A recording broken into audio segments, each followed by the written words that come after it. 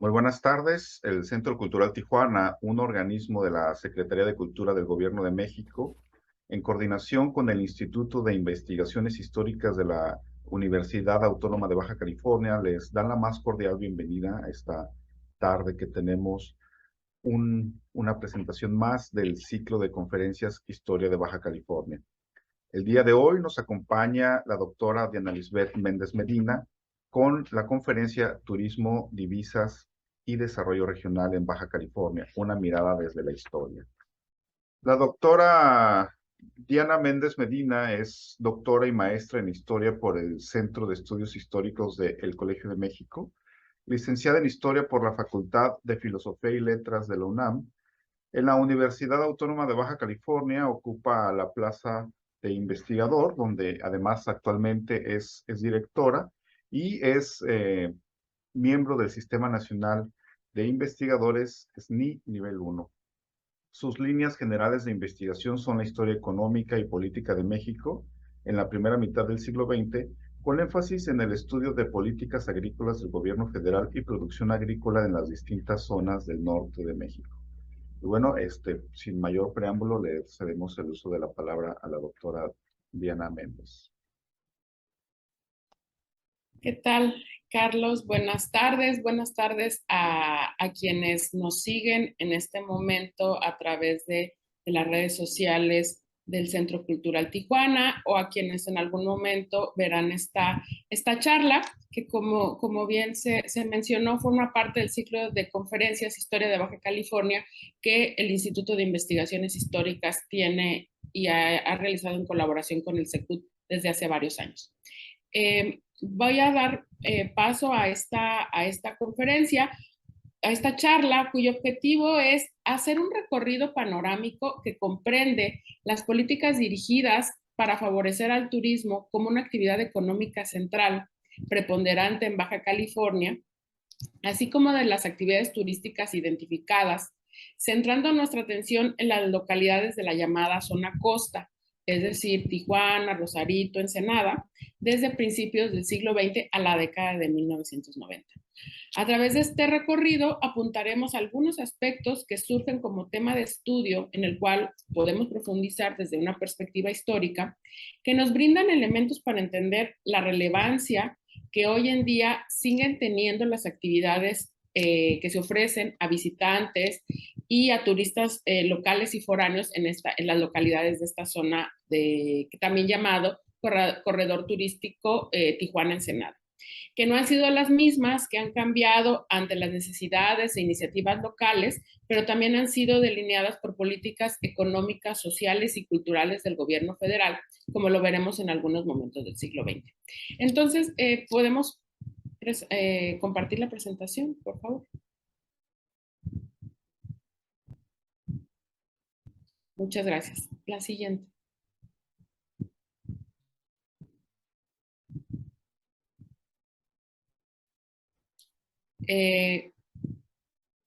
Es un inicio haciendo este recorrido que será un poco apresurado, pero bueno, tiene esta intención de ser panorámico. Cuando hablamos de referentes históricos e historiográficos, hablamos de qué hechos o qué momentos o elementos identificamos a lo largo de las décadas, pero también cómo han sido estudiados, cómo han sido analizados por otros autores y autoras que nos antecedieron. La siguiente, por favor.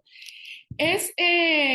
pues, tal vez de lo que más se conoce o de lo que más se ha estudiado sobre turismo, actividades turísticas en Baja California y particularmente en Tijuana, que no fueron exclusivas, aunque, insisto, es lo que más se ha estudiado, tiene que ver con este tipo de actividades espectáculos que se dan en Tijuana a partir de los primeros años de la primera década del siglo XX, ante el incremento, la agudización de grupos temperantes, prohibicionistas de juegos de apuestas, consumo de bebidas alcohólicas, etcétera, en el sur de California y en diferentes zonas de Estados Unidos. Insisto, Tijuana no fue el único lugar, es el que más estudiado, también hay estudios para Mexicali, sin embargo es lo que más conocemos. A partir de la siguiente, por favor, a partir de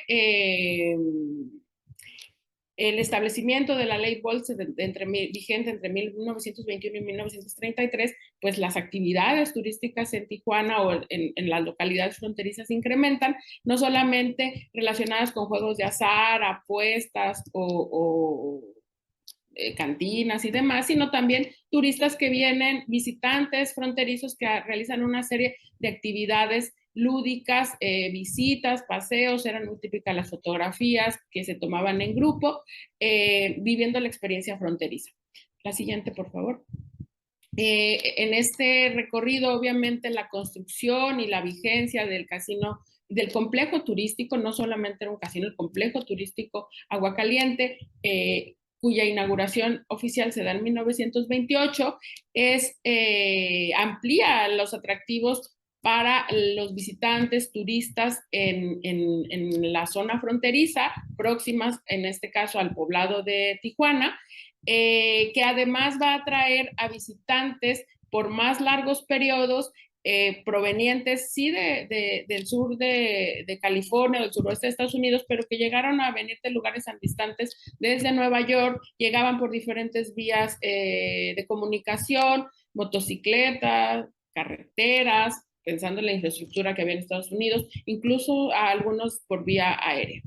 La vigencia de Aguacaliente como un complejo activo, complejo turístico activo será de una década. La siguiente, por favor, porque los terrenos son expropiados en 1939. También ya es conocido y se ha estudiado la presencia o visitantes frecuentes, sobre todo pertenecientes a la élite económica estadounidense, muchos de ellos vinculados con la industria cinematográfica y del entretenimiento de Los Ángeles, del sur de Estados Unidos. Pero también, la siguiente, por favor, era un espacio de visita para grupos que venían o que destinaban o que elegían agua caliente para festejar cumpleaños, reuniones familiares, excursiones, reuniones de club social.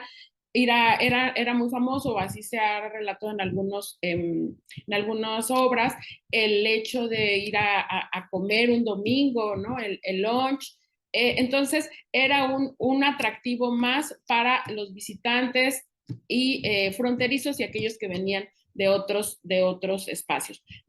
sobre todo de Estados Unidos. Es muy importante y vamos a ver a lo largo de estas décadas que el turista o el visitante más socorrido y tal vez más buscado es el estadounidense.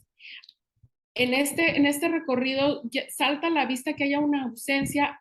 y no porque no los hubiera, sino porque creo que no los hemos estudiado, de visitantes, turistas, nacionales, locales. Eso es algo llamativo a lo largo del siglo XX. La siguiente, por favor. Sin embargo, estas primeras 3 décadas y que va a seguir dándose en diferentes momentos del siglo XX, el crecimiento de lo que desde los estudios de la investigación turística y demás hablan del crecimiento de la oferta turística, de los atractivos que resultaran un incentivo para que, no solamente para que visitaran o permanecieran unas horas en estas localidades, sino para que extendieran su presencia. Había sido pues iniciativas particulares de empresarios, muchos de ellos de origen estadounidense, o que creaban empresas encabezadas por mexicanos. Sin embargo, el gobierno de Lázaro Cárdenas, quien también tuvo una política turística muy clara para el país, considerando el turismo como un motor de desarrollo regional, nos sirve para ejemplificar que cada gobierno, pues sí, en este caso gobierno federal,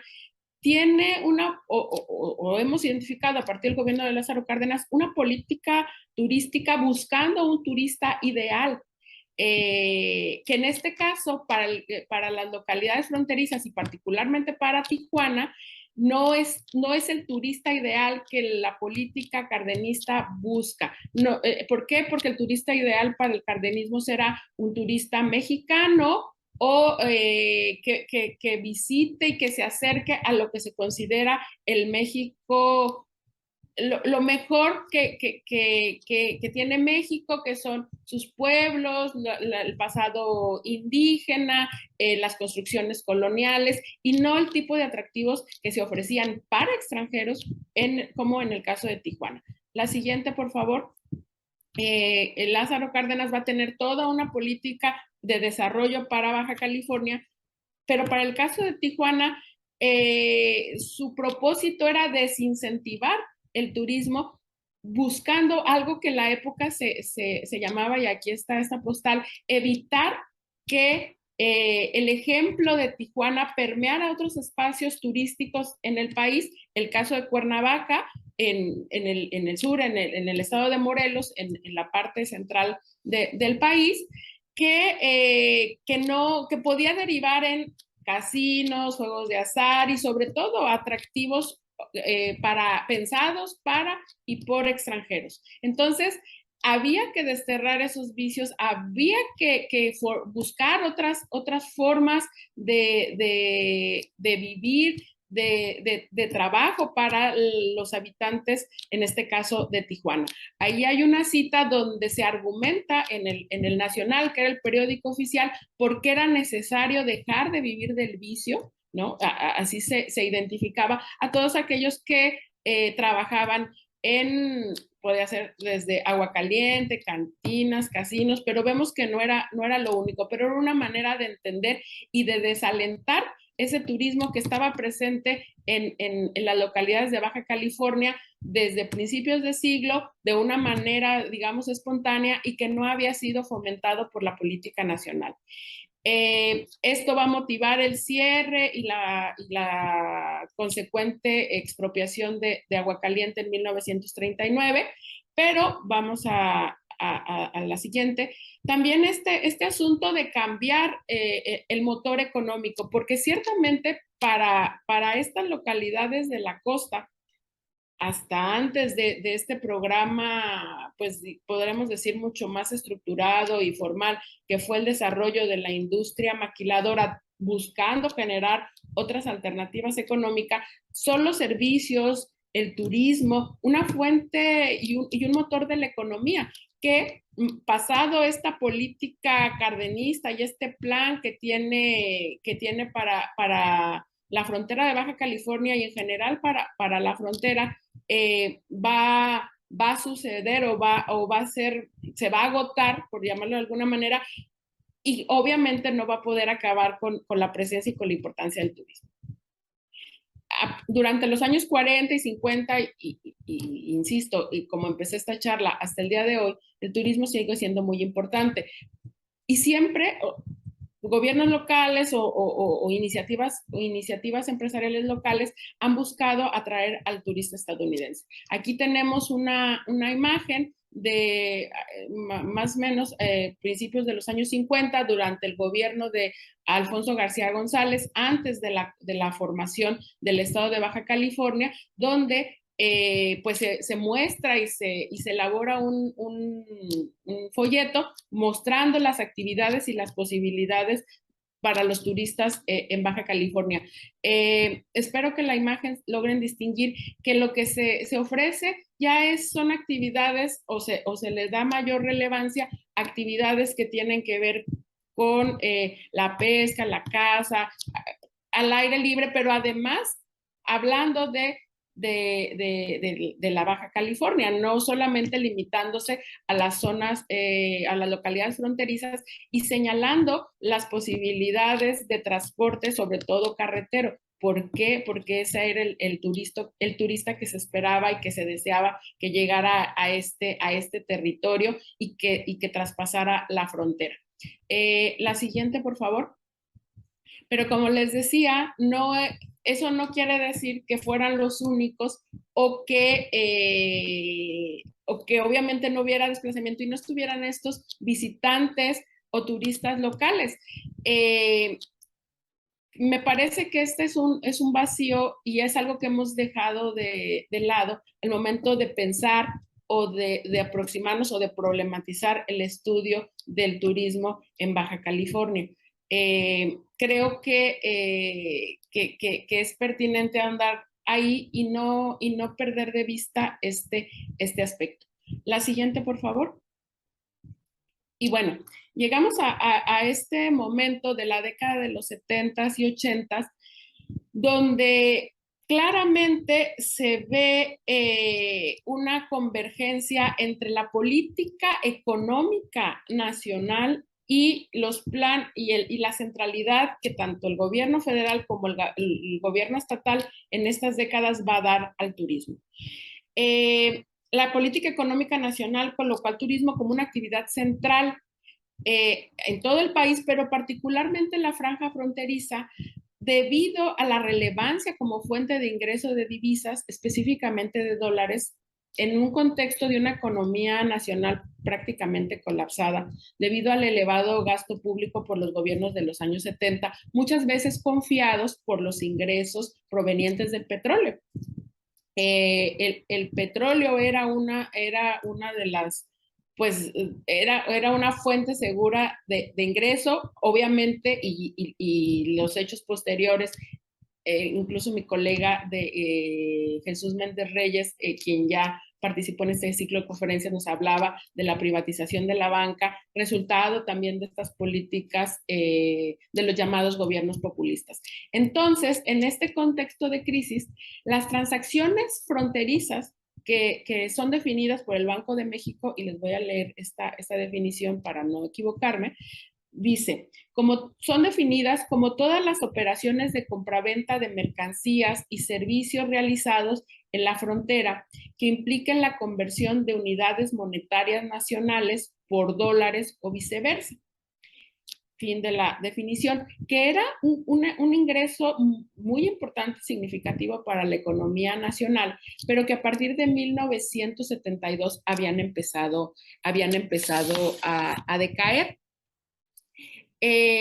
Habían tenido altibajos debido a la disminución de visitantes estadounidenses a estas localidades, quienes además gastaban menos y solo permanecían unas horas en estos lugares. Las razones, y en ese momento académicos explicaban, porque además, y no es casualidad que a partir o a finales de los años 70, a principios de los 80, instituciones como el Colegio de la Frontera Norte hagan la frontera, valga la redundancia, su objeto de estudio, porque empieza a convertirse un sitio de análisis por diferentes razones, por flujos migratorios, pero también por el aspecto económico y su contribución a la economía nacional, a los ingresos nacionales. Entonces, académicos en ese momento decían, Víctor Urquidi y Sofía Villarreal, que este decremento o baja en la llegada de turistas estadounidenses a la frontera se debía a la ausencia de un programa gubernamental para promover el turismo, porque según ellos, o advertían, cito, el problema no se reduce simplemente a la publicidad o promoción, sino además de eso, a la falta de infraestructura adecuada y a la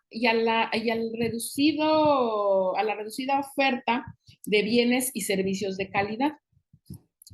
Esto es muy importante porque nos permite entender por qué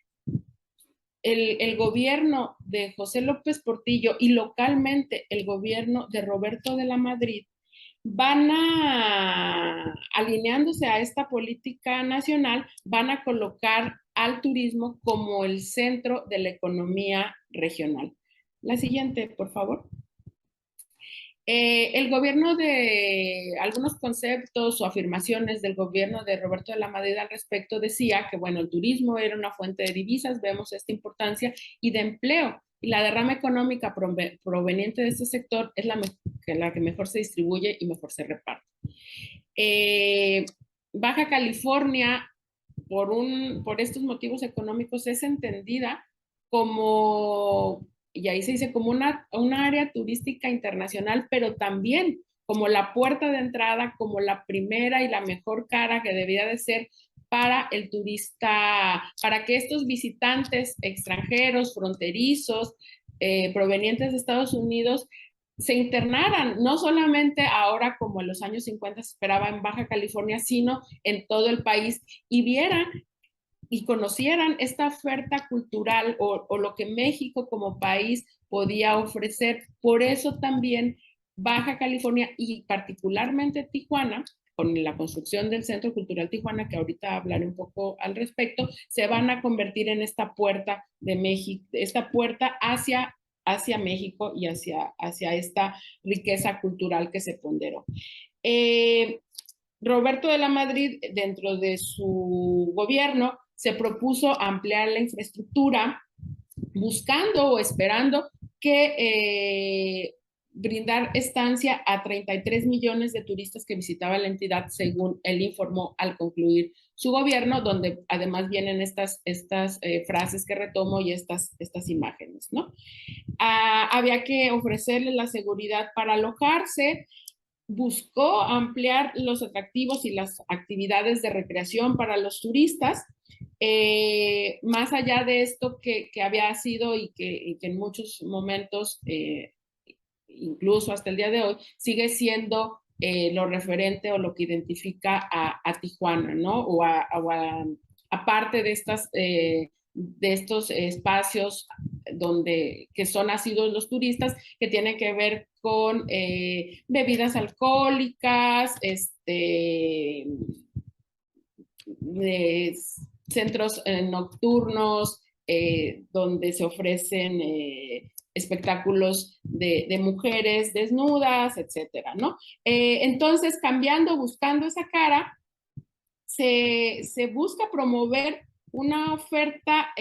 donde las bellezas naturales, donde los atractivos naturales como la Rumorosa, la Bufadora, sean emblemáticos, edificios como el Hotel Riviera, como el mismo Hayalay en Tijuana,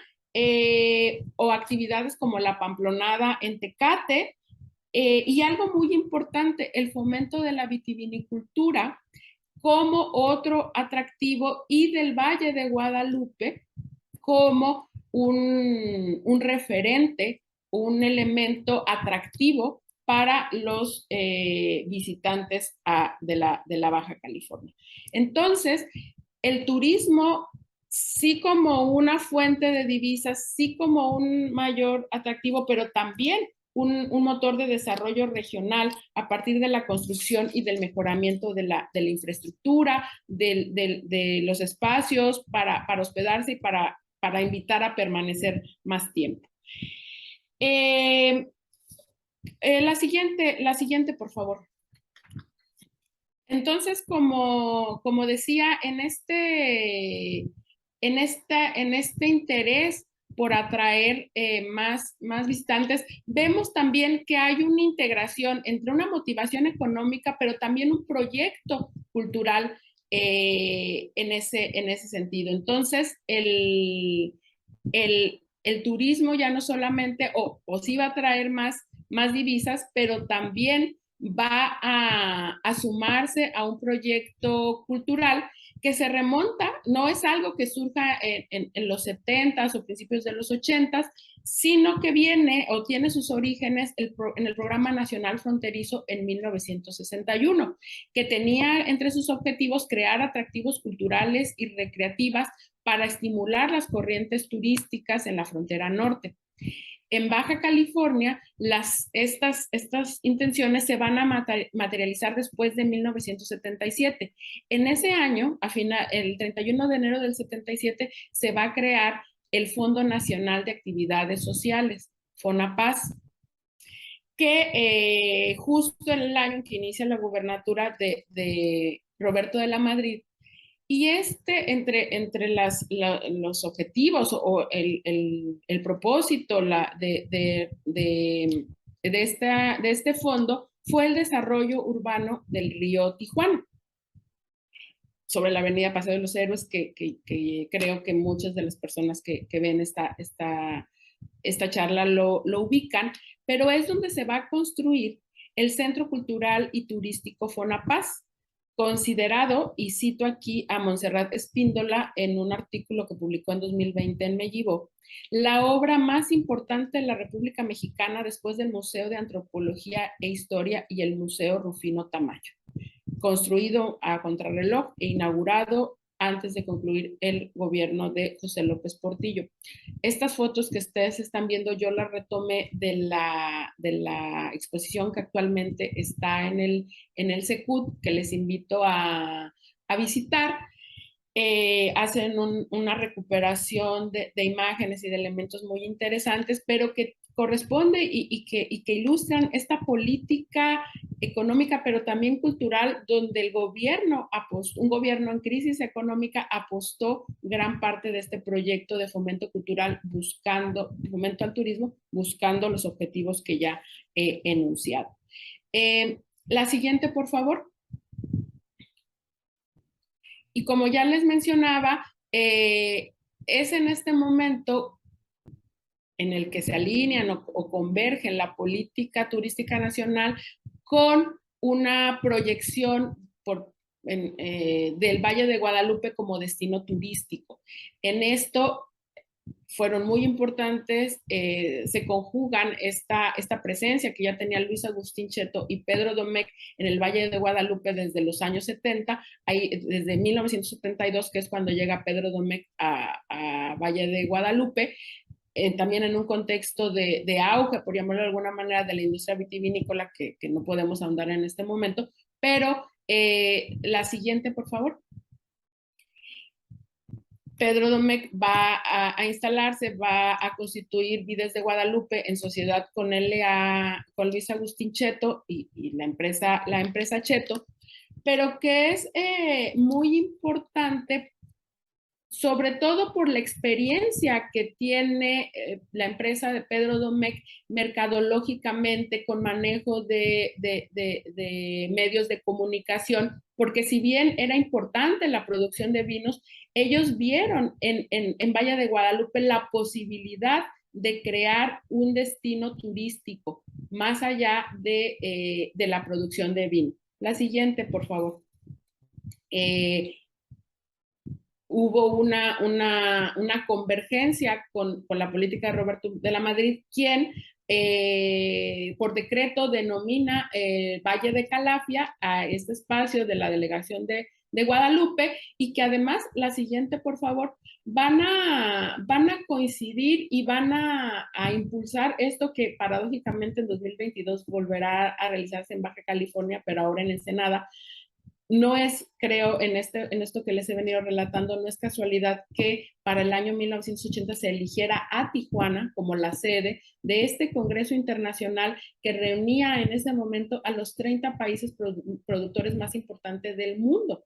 Era ya no solamente abrirse a Europa, a Estados Unidos y buscar y promover la visita de estadounidenses, sino en este caso era abrirse hacia Europa buscando que hubiera más visitante y teniendo como principal atractivo y convirtiendo en ese momento al Valle de Guadalupe como un referente de la vitivinicultura a nivel internacional. La siguiente, por favor. En este caso y en general, bueno, me atrevo a generalizar a manera de hipótesis, porque creo que hay casos que ya se han documentado, pero que podríamos seguir estudiando sobre ello. El paisaje es uno de los principales atributos que se pondera para estos espacios turísticos, que va a ser proyectado como su principal fortaleza, pero que además va a llegar a diferentes latitudes a través de la televisión, de la radio, de la prensa escrita. Los medios de comunicación masivos van a ser muy importantes para la creación de esta oferta, que va a ser en gran medida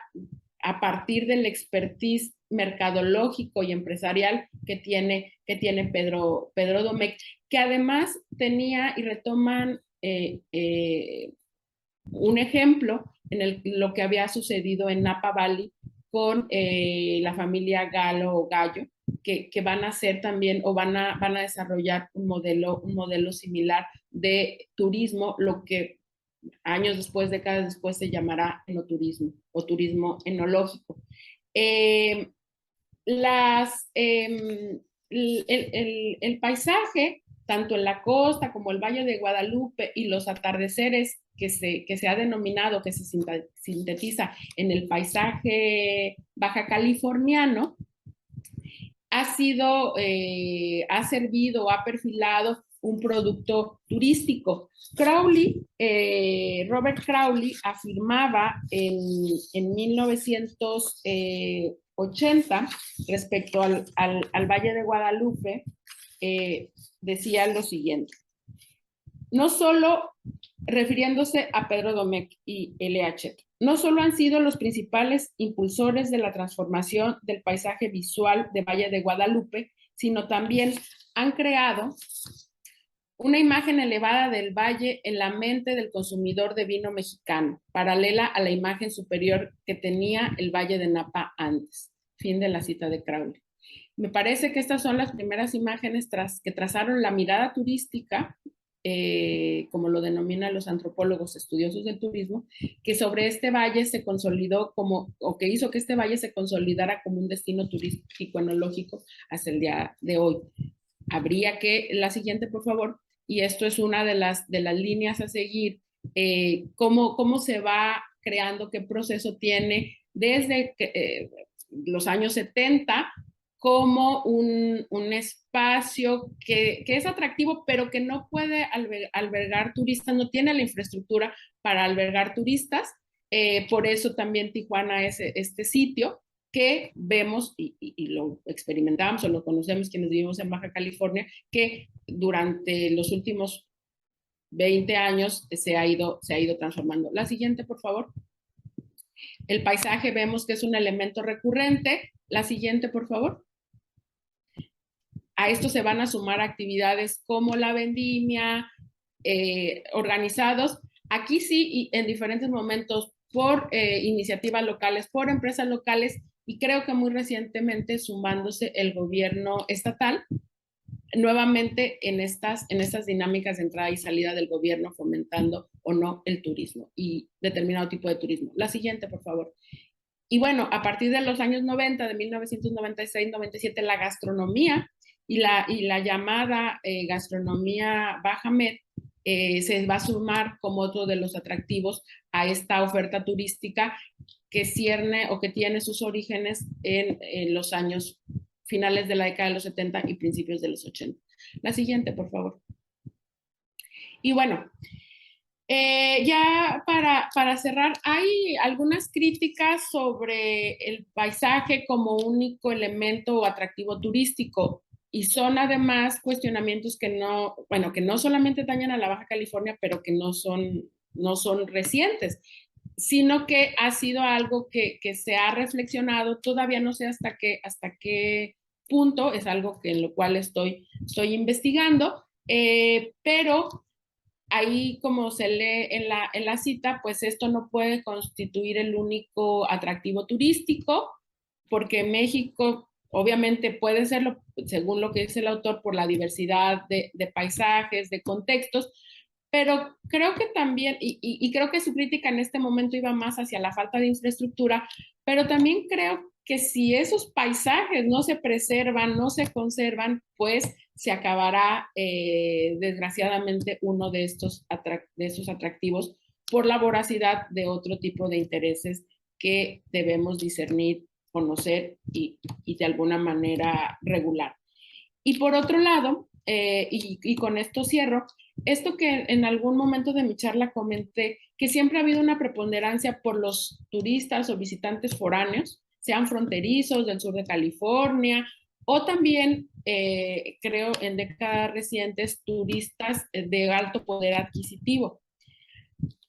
sin tener muy claro desde una perspectiva histórica, y no sé si dentro de los estudios del turismo o las políticas públicas delineadas o pensadas para fomentar el turismo para los visitantes locales o nacionales. qué oferta y qué posibilidades hay para ellos, tanto de actividades recreativas, pero también accesibles a sus ingresos. Y bueno,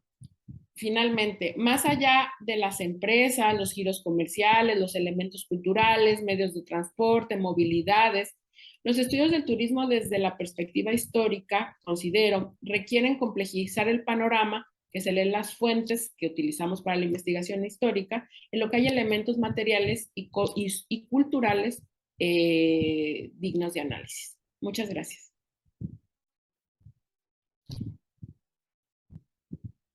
Muchas gracias, doctora. Eh, pues sin duda alguna hemos tenido con su participación el inicio de cómo el turismo en Baja California se fue desarrollando y cómo hoy día nuestro estado pues es parte del turismo enológico mundial, como usted bien menciona.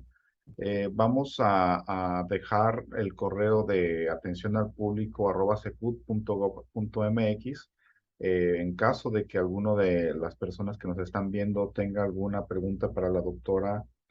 nosotros se lo haremos llegar y posteriormente ella le dará respuesta. Pues muchísimas gracias, doctora.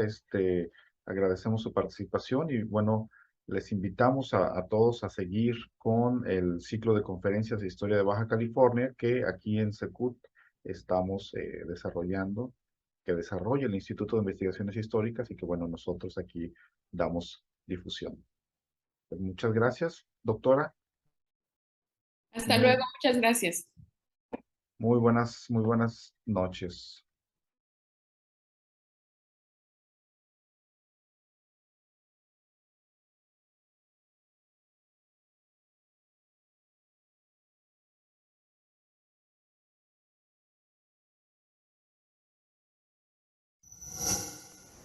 Gobierno de México.